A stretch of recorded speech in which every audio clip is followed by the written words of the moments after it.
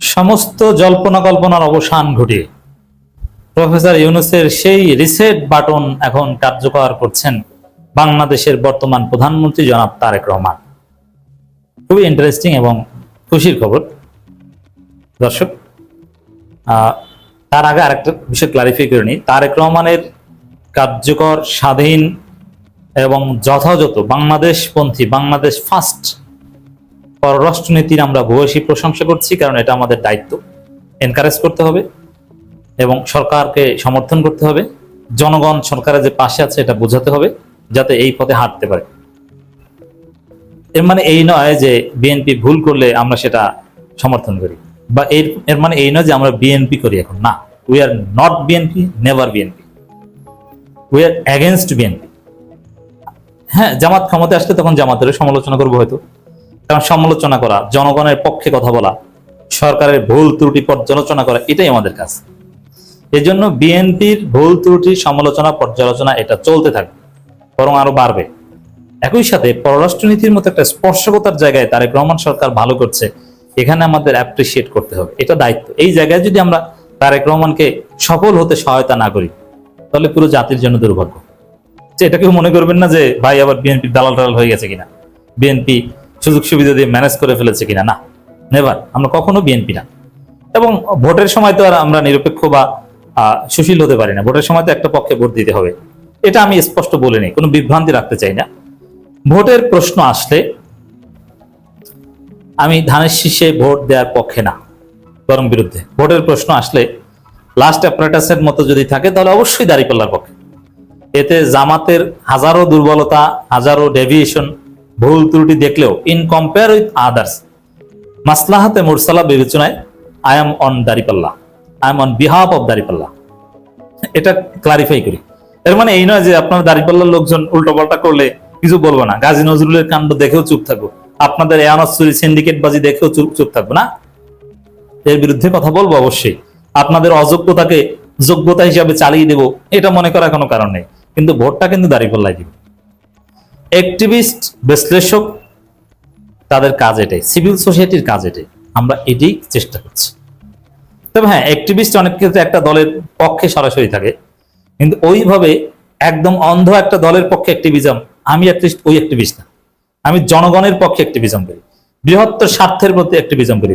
তবে হ্যাঁ, ইসলাম পন্থার পক্ষে অ্যাক্টিভিজম করি। আমি সরাসরি নিজেকে ইসলামপন্থী পরিচয় দিই। এই ক্ষেত্রে আমি সুশীল না, নিরপেক্ষ না, যে না ইসলামপন্থী versus secular, I am definitely ইসলামপন্থী। এই ক্ষেত্রে আমি নিরপেক্ষ নয়। তবে ইসলামপন্থা মানে যে জামাতের সব কাজ ক্লিন চিট দেয়া, না।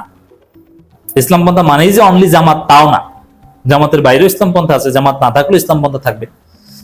তো দর্শক, প্রফেসর ইউনূস ক্ষমতায় থাকতে একটা কথা বলেছিলেন যে অতীত ওগুলো ভুলে যেতে হবে। আমরা রিসেট বাটন ক্লিক করেছি, এর মানে সবকিছু নতুন ভাবে। কারণ এতে আবার আওয়ামী লীগ খুব মাইন্ড করেছিল যে রিসেট বাটন মানে মুক্তিযুদ্ধ ভুলে যাও। না, রিসেট বাটন দিয়ে মুক্তিযুদ্ধ ভুলে যাওয়ার কথা কখনোই প্রফেসর ইউনূস বলেন নাই।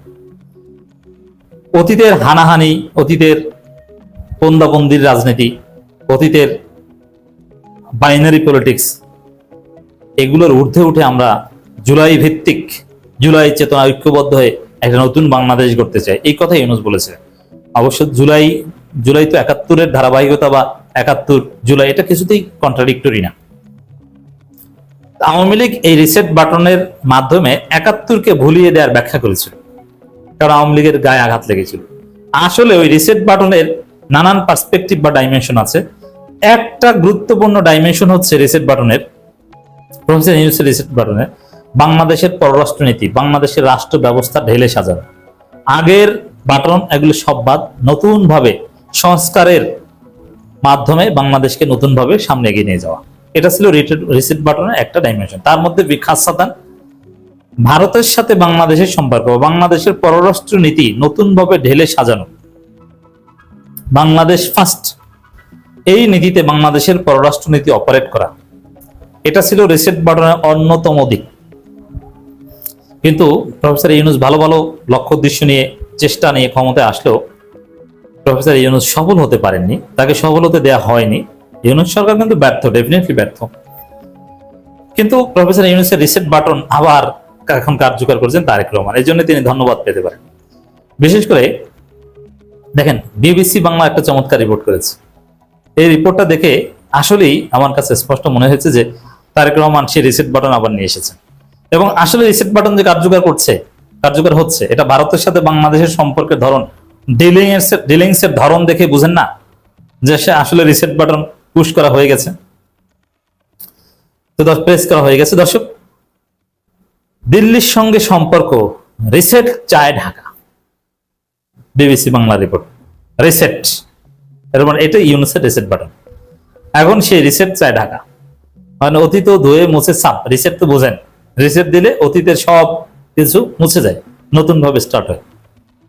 যখন আপনার কোনো একটা প্রোগ্রাম, একটা ফোন, একটা উইন্ডোজ, এটা যখন পুরনো কেশি ফাইল বা নানান হাবিজুবি আছে না, এগুলোতে ভরে যায়, বাগ এগুলোতে ভরে যায়, তখন রিসেট দিয়ে একদম ফ্রেশ নতুন করে ফেলেন, সমস্যা সব সমাধান হয়ে যায়।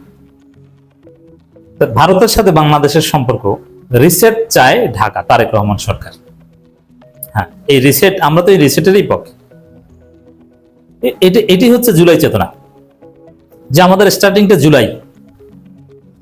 আপনি 71 বেসে হ্যাঁ বাংলাদেশকে স্বাধীন করে দিয়েছি আমরা, অতএব আমরা যা বলবো সেটা হবে, ওটা চলবে না, ওটা রিসেট। বাংলাদেশ ভারত, তুমি 71 কি করেছো ওটা ভুলে যাও, ওটা তোমার স্বার্থে করেছো। কেউ কারো স্বার্থ ছাড়া কারো পক্ষে দাঁড়ায় না। আমারও স্বার্থ ছিল, তোমারও স্বার্থ ছিল, দুইজনের স্বার্থ মিলে গিয়েছিল বলে আমি হেল্প নিয়েছিলাম, তুমি হেল্প করেছিলাম, শেষ, ওইটা ওখানেই শেষ।